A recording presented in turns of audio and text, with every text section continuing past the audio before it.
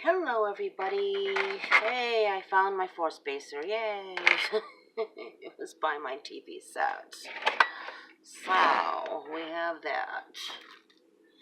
I'm doing some green. Little diamond painting here. I have a short story for you. When I was a teenager, we're in a very small town, as you know, and a few times a year, 3 or 4 or 5 times a year, we'd skip school. So, one of these times, and let me see, who was it? Me, Janelle, Georgie, Joey, we all went to skip school. So we're walking down the street, and there was this big abandoned house. And we didn't break into it. I mean, it was already all, open. The windows were broken, whatever. So we climbed through this broken window, and we find ourselves in a living room where the entire center of the living room is one big open hole gaping to the basement. So do we decide to leave? Oh, no. No.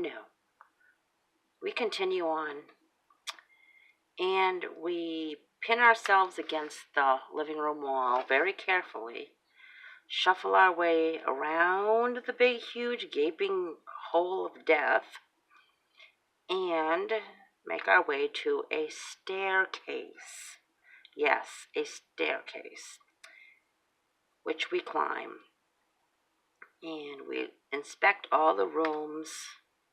We gathered a candle, some playing cards, some dice. One of us already had a lighter and a small radio. And we found the cleanest room of the bunch, and we set up a little house for ourselves for the day with all our little goodies.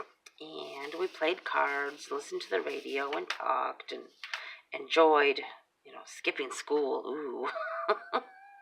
So,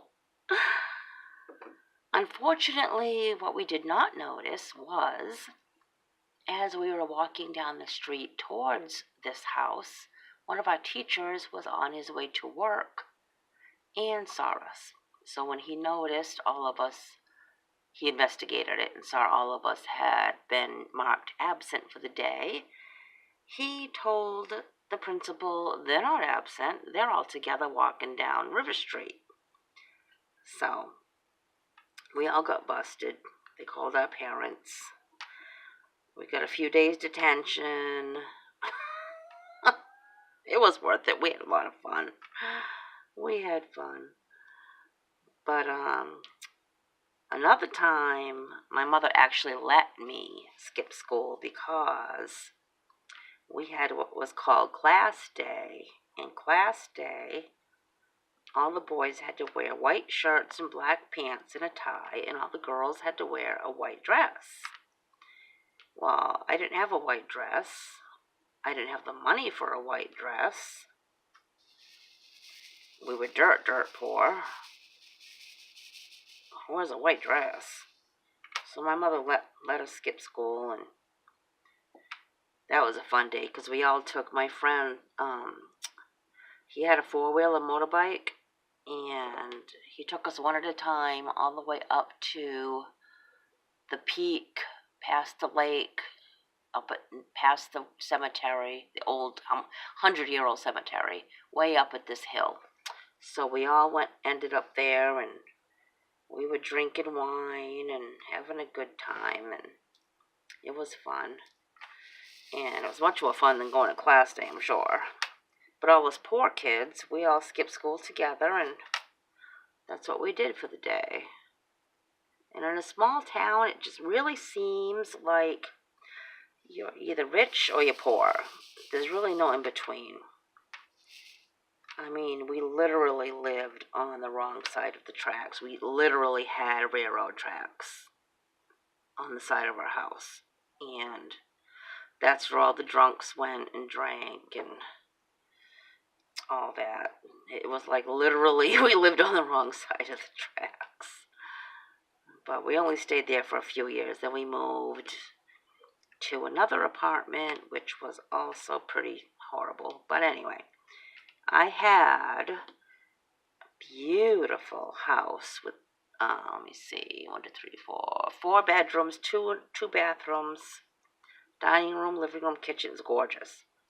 3 acres of land. That's what we lived in with my parents until I was 10. Then when I was 10, my parents got divorced, and they sold the house, and me, my mom, and my sister all ended up in the next town over, which was a very poor town. It was known for violence and crime. I guess, my mom was doing the best she could with what little money she had, and she did work. She worked full time. But, this little town, the first couple years we lived there were 3 different murders.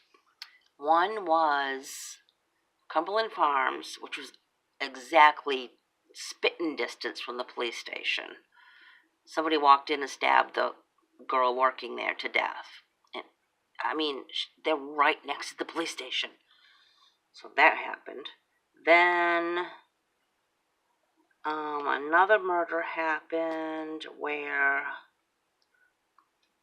this lady was gone and she had a babysitter, and somebody walked in. I guess she knew him. He was an ex-boyfriend, and he stabbed her to pieces. But he left the baby alive. The baby was okay, but the mother came home and there was blood everywhere. But thank God, her baby was okay. But I worked with the girl who was actually the babysitter. Years later, I worked with her in a nursing home, and she said, yeah, it was awful because like a few days after, the woman, the mother, was folding her laundry, and she found the babysitter's ear in the laundry basket. So that's pretty awful. And what does it say for the police investigation? I guess they didn't look too good. It's like someone's missing an ear. You're gonna try to find it. Anyway, so the third and most horrific murder was when I was in high school. Sorry, took a sip of my tea. When I was in high school, I walked in the morning as usual, past the office, and everybody was so solemn and quiet, and the teachers just had a look of horror on their faces. And I went to my homeroom, and I had found out that 3 of our one was our student, but 3 siblings had gotten violently attacked the night before. It was all over the news, I guess. And of course, I was a kid. I didn't watch the news. But anyway, I guess this mother and father had gone out, and they left their 15-year-old daughter to babysit her younger sister, who was, I think, 11, and a little brother who was 6. Well, I guess a friend of the family stopped by, and of course they let him in because he was a friend of the family. And he had been drinking, and I guess he had been eyeing the 15-year-old. And he was drunk, and he tried to accost the 15-year-old. And, of course, she fought him. And in a drunken rage, he stabbed to death the 15-year-old, she was in my class. And the 6-year-old he killed. And the 11-year-old lived. He stabbed her several times through her abdomen, and to this day she cannot have children because he just stabbed her through all of her organs. But she did live, and she was the witness. That was so horrifying to all of us. And the girl, the 15-year-old who I went to school with, she was so sweet and quiet, and she was in the school play. I mean, she was just the sweetest, most shy, quiet, polite girl. As a matter of fact, I really didn't care for her because I thought she was so Miss Goody Two-Shoes. She was just so nice and sweet. So for this to happen to her and her family was so horrific. And I remember where I lived, I could look out my window that day and I saw the two little tiny white caskets coming out of the church, and it just floored me. And the middle daughter did live, and to this day she can't have kids, but anyway, they did catch the guy and he's still in jail today. But I mean, what the heck is wrong with people? I mean, this town already had a bad reputation, and that certainly didn't help. So, I mean, God bless. And I mean, I guess the parents ended up divorced. The mother, her hair went gray within a year. She was totally gray. I mean, just checked out. And I don't blame her. Oh my God. So this was an eye-opener, because I went from a small town that was full of just like, Opie and Andy and Aunt Bee to Murder Town. I mean, it was horrible. So I grew up quick.